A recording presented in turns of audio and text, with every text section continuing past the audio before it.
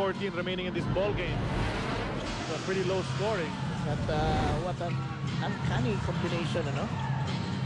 Intal drops it to Soto. Almost gets a second field goal, in and out. Bounced pretty high.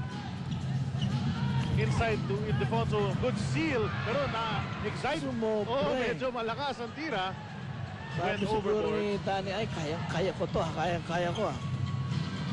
Millones asks for some order in the offense. Ranidel de Ocampo, who you would think is the main option in this 5. Dropped it off to Billones, the jumper. Supalpal ni Cortez. Underestimating the quickness of the cool cat to get to that. Here's the pass. Cortez, tinulak ni Billones. You block me, I'll block you. Blocking foul, di ba? Blocking, oh. Pushing. Di ba? Ayun na, may conference ang tatlong mga referees dito. He was going for the basket. So, hindi sideline throw-in, kundi dalawang free throws para kay Mike Cortez. Tignan natin to. Found the lane open. Ayun, tinulak. Tapos, lumipad si Mike Cortez. So, 2 free throws for the cool cat. He didn't start the ball game today. Also, Nocella did. First free throw is in. Baka si Ranidel pa ang pinalitan. Dahil maganda naman daw ginagawa na itong si Irvin Magic Soto. Mike Cortez. Second free throw is also successful. The lead is back to 5, 66-61. So Air 21 had a chance to cut it to 1 or to tie it up.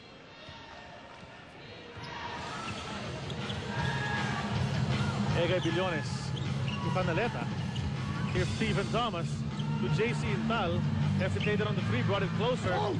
Looper doesn't go. Ildefonso drops it off to Tugade. Tugade sees Cortez, but he bobbles. Goes up. Ang ganda naman ng pag-iwas. Tinago yung bola na again. Magnolia up by 7 points.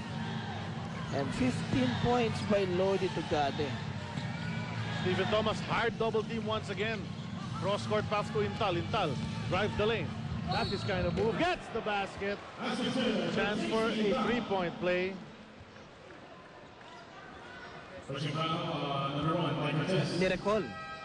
Miracle si Gary David. Papalitan na sana niya ito si JC Intal. Pero after this drive, basket, and one situation. Talaga mga move ni JC Intal dati pa sa college pa lang. Alam mo si Doug Kramer na lamang ang hindi pa nagagamit ni Coach Po Perasol na nag-iisa. Wala siyang assistant dito. Dahil si assistant ng si Leo Isaac. Nandun pa sa kuneta. May game Katatapos pa lang ng game. Nanalo ba sila? Hindi ko lang, pananalo kami. Wala pa. Kayo nga pala yun. 68-64 rather. 8 minutes and 38 remaining. Pero meron ng papating nanalo. Back-to-back champions sa alumni basketball tournament. Yung batch 18 St. Stephen High. Led by Steve Wong. Yes, Mike Cortez all the way to the basket for 2. Stretching the lead to 6, and that's the biggest it's been in some time. 7-6. Yun no? Intal. Long jumper doesn't go. Mark Fingers the powerful rebound. So Magnolia slowing it down here.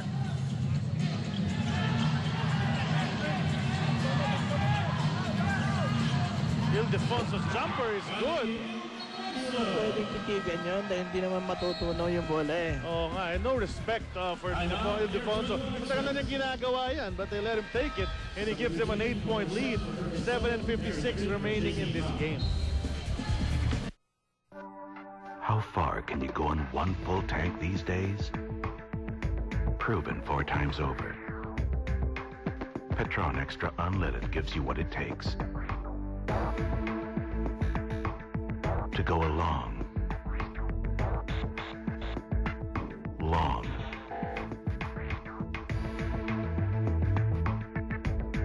way. Petron Extra Unleaded. Go for the extra miles. Hard starting? Mag-outlast ka! Start agad! This is my phone. This is a clone phone. My phone is dual SIM. This is dual SIM too. My phone has service centers sa buong Pinas. Service centers? If I have problems, I can call a My Phone service center anytime. Ikaw? Pag nasira ang phone ko, hindi patay. Hello?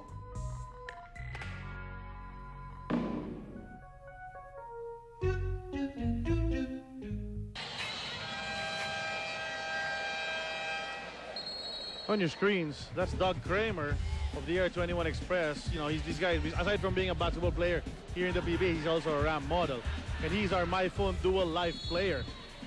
My Phone Dual Life player, hatid sa inyo ng My Phone, 2 SIMs, 1 phone.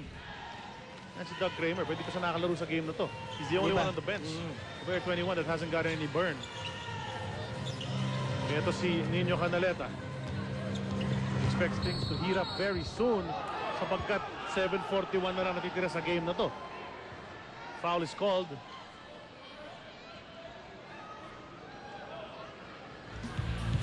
Let's watch it once again. The spin toward the baseline. And the nudge of Mark Fingers is called.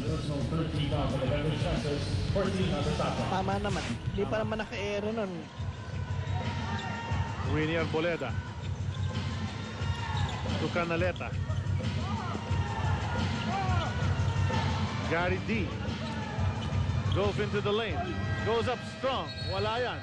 Doesn't hit anything. It's another 24-second shot clock violation on the part of Air 21. Pangalawa na yan. Oh, and the defense of Magnolia is holding. Frustration on the face of Coach Bo Perasol. Diba nagli-linger sila, hindi naman sila natatambakan pero hindi sila makadikit dito sa second half. Well, baka sakaling lumayo ang Magnolia dito pag score to the biggest lead so far, 9 points back in the first quarter, 24-15. Almost complete the steal.